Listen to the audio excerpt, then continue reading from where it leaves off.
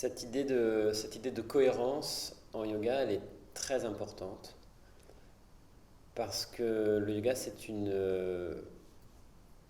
discipline vivante dans le sens où chaque pratiquant, chaque représentant, chaque enseignant se doit de mettre en pratique l'enseignement. Et quand je dis mettre en pratique, c'est mettre en pratique les outils du yoga, mais c'est aussi se mettre en pratique, c'est-à-dire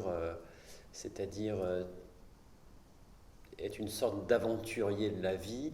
Le yoga, ça ne se limite pas à faire quelques exercices de posture, respiratoire, étudier des textes, les enseigner, et puis c'est tout. C'est pas ça. C'est ça, mais c'est aussi tenter d'aller mettre ça en pratique dans son quotidien. C'est-à-dire dans son quotidien, se révéler un peu plus à chaque fois, faire son coming out spirituel dans tous les domaines et grandir en conscience. C'est-à-dire que la posture seule, la respiration seule, les outils du yoga seuls ne permettent pas l'évolution en conscience. Ça permet juste les conditions pour pouvoir être, pour pouvoir se relier à soi. Mais la technique en elle-même, elle ne permet pas l'évolution. C'est juste, elle permet les conditions pour pouvoir évoluer.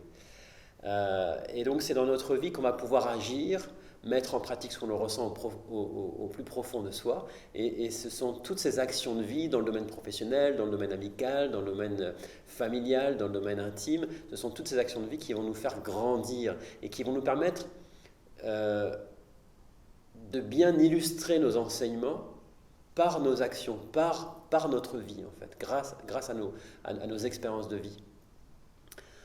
Donc, elle est là l'importance de la cohérence, un minimum de mise en pratique et surtout une grande mise en pratique de soi-même. Un minimum de mise en pratique d'outils et surtout une grande mise en pratique de soi-même. Et la cohérence va pouvoir apparaître à ce moment-là. L'enseignement va pouvoir devenir vivant. Que ce soit un enseignement à travers des présentations philosophiques, techniques, à travers la méthodologie de l'enseignement, il s'agit de ne pas être le perroquet d'une tradition ou d'un enseignant. Il s'agit d'enseigner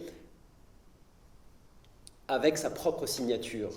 Il faut signer son enseignement avec son propre nom et son propre prénom. Nos enseignements doivent être imprégnés de nos expériences de vie. Et si on ne fait pas ça, eh bien l'enseignement, qu'il soit technique ou théorique, il va être relativement plat. Et ce n'est pas grave, mais on n'aura devant nous que des croyants. C'est-à-dire on n'aura pas devant nous des gens qui seront en chemin. Parce que quand on a un enseignement authentique, on a devant nous des gens qui sont authentiques, qui sont en quête. Mais quand l'enseignement que l'on propose n'est que la répétition d'un autre enseignant, alors devant nous, on finit par avoir tous ceux qui avaient une quête authentique vont voir ailleurs.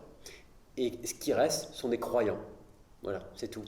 C'est tout, et on va tourner en rond, et on va créer notre petite structure pyramidale, notre petite fédération, et puis on va demander des cotisations à ces croyants, et puis c'est tout. Puis au fil des années, les croyants vont monter en grade, ils vont devenir lieutenants, ils vont devenir formateurs, etc.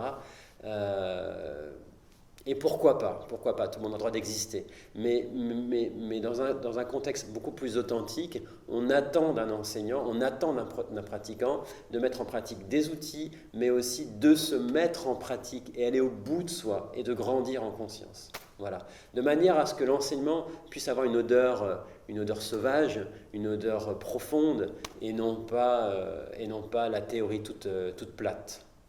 Voilà ce que j'ai à dire sur la cohérence.